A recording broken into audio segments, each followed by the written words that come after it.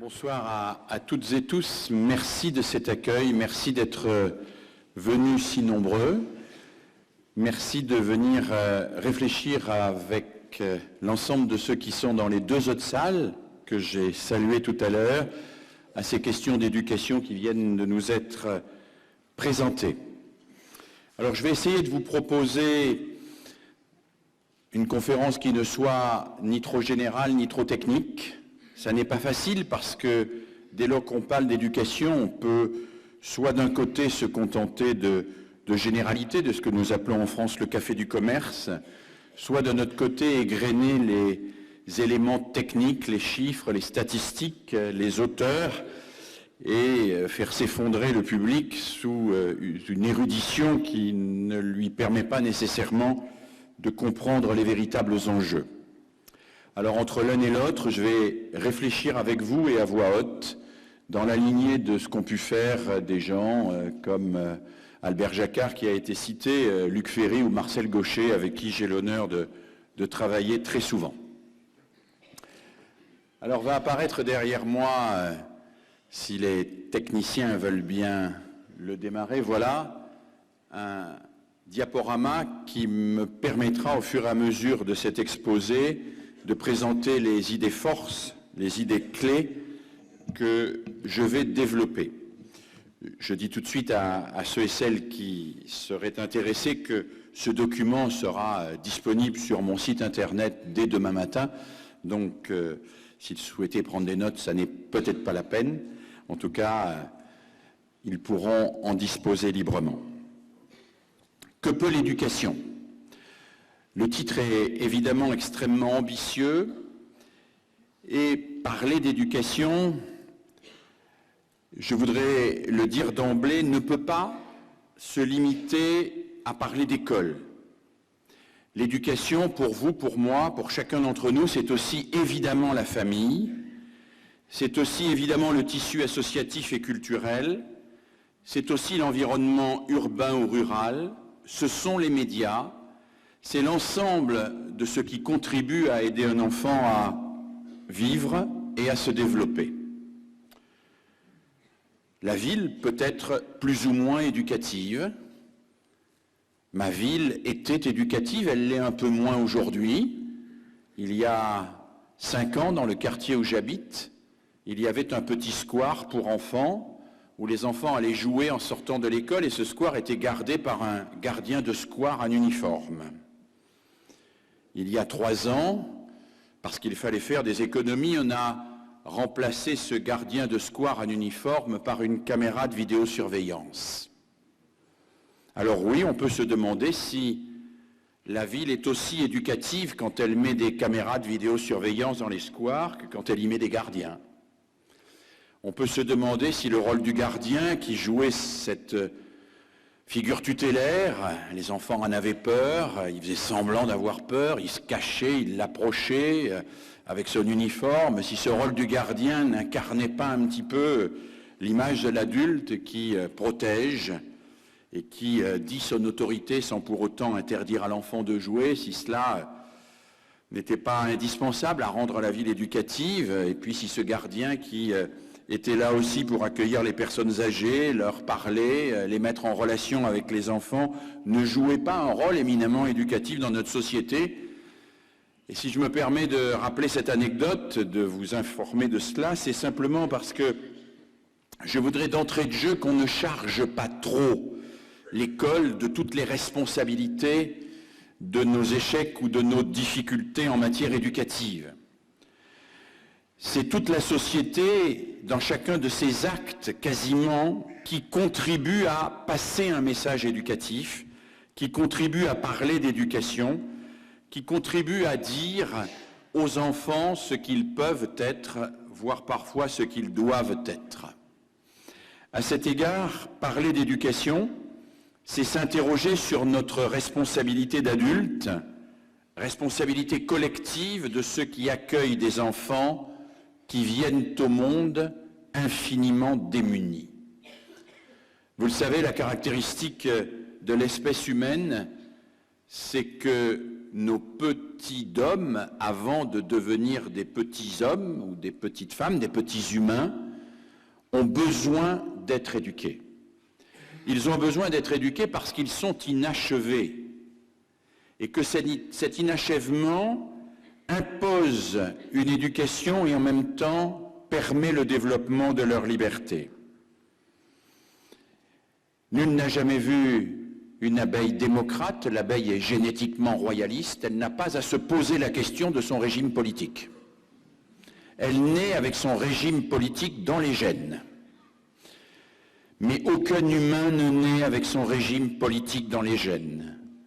Et chaque humain est assigné à jouer un rôle, le sien, dans l'instauration de son régime politique, dans la société dans laquelle il va vivre.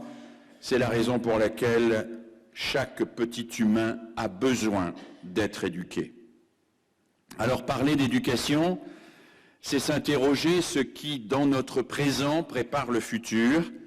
C'est se poser la double question qui anime beaucoup de mes réflexions aujourd'hui et que je vais partager avec vous ce soir.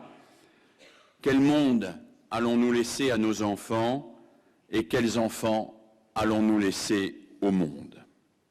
Alors pour répondre à cette double question, je vous propose 3 séries de remarques.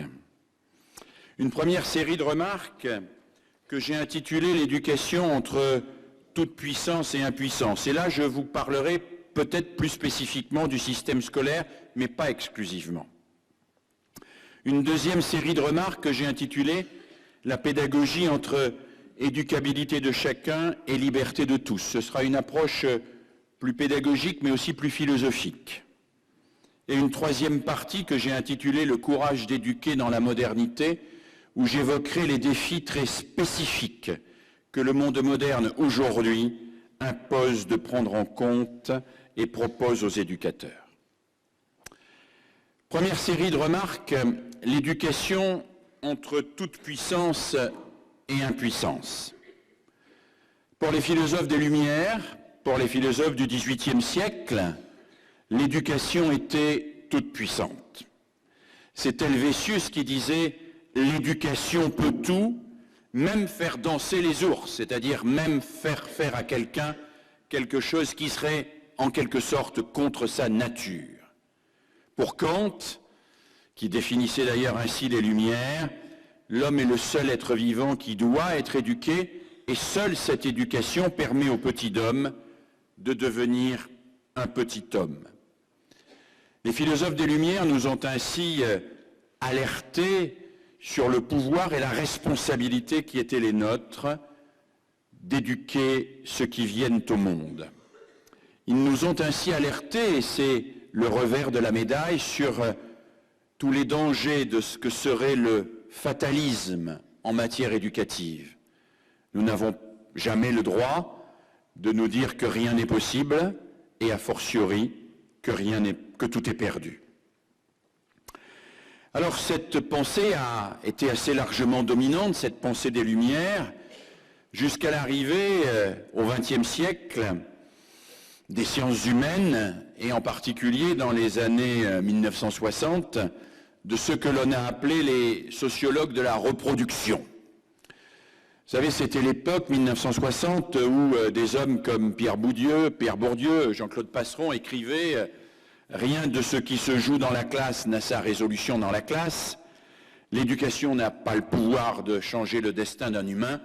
Il faut d'abord changer la société et en particulier organiser celle-ci pour que ce que l'on appelle l'égalité des chances soit d'abord une réalité sociale avant de devenir une réalité scolaire. » Ces sociologues ont insisté très fortement sur les déterminismes qui sont à l'œuvre dans le système éducatif, déterminismes que confirment obstinément et d'année en année toutes les enquêtes que nous pouvons effectuer.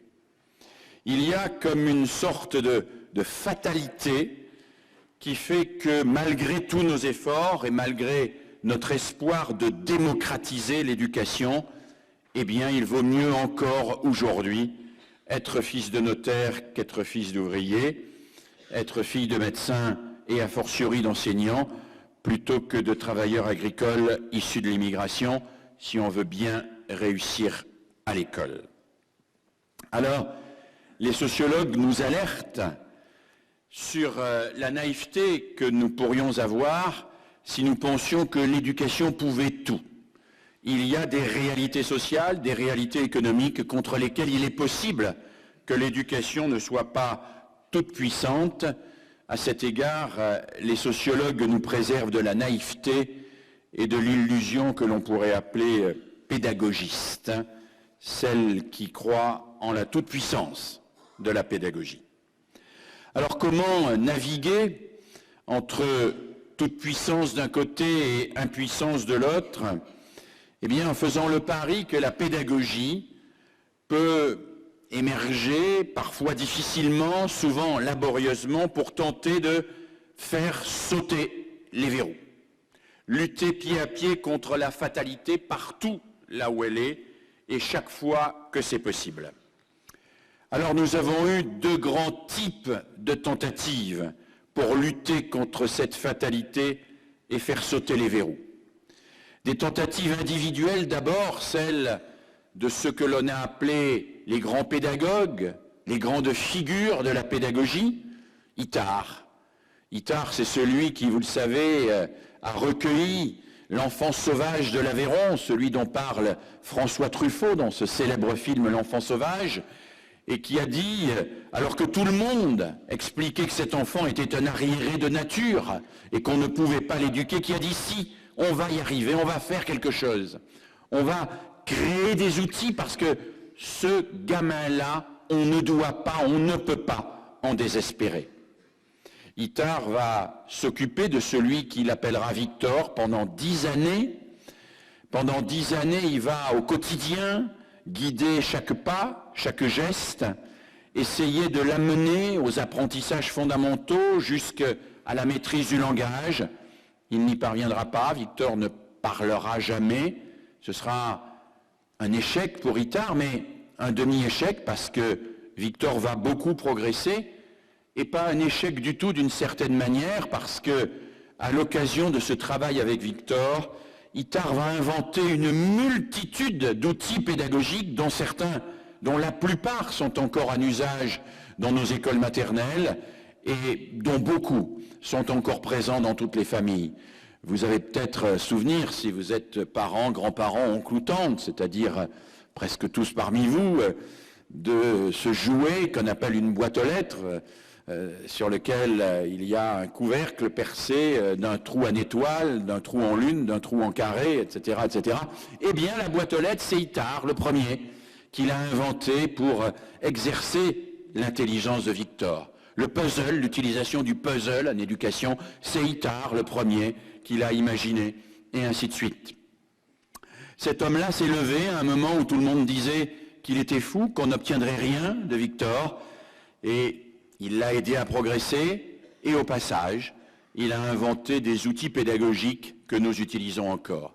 À la même époque, d'ailleurs, un autre homme, à quelques encablures de là, Pestalozzi, eh bien, va se heurter à des gamins difficiles, comme on dirait, à des voyous, à ceux et celles qui sont abandonnés, qui sont tombés dans l'errance, et à Stans, une petite ville de Suisse allemande, tenter de scolariser des enfants qui ne veulent rien entendre, qui sont en situation non seulement d'échec, mais de refus scolaire total. Et il va entrer, en quelque sorte, dans la modernité pédagogique.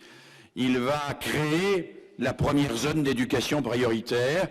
Il va incarner cette démarche apparemment banale aujourd'hui et pourtant tout à fait extraordinaire qui consiste à aller éduquer des enfants qui ne demandent pas à l'être et qui même sont plutôt hostiles à l'éducation qui leur est proposée.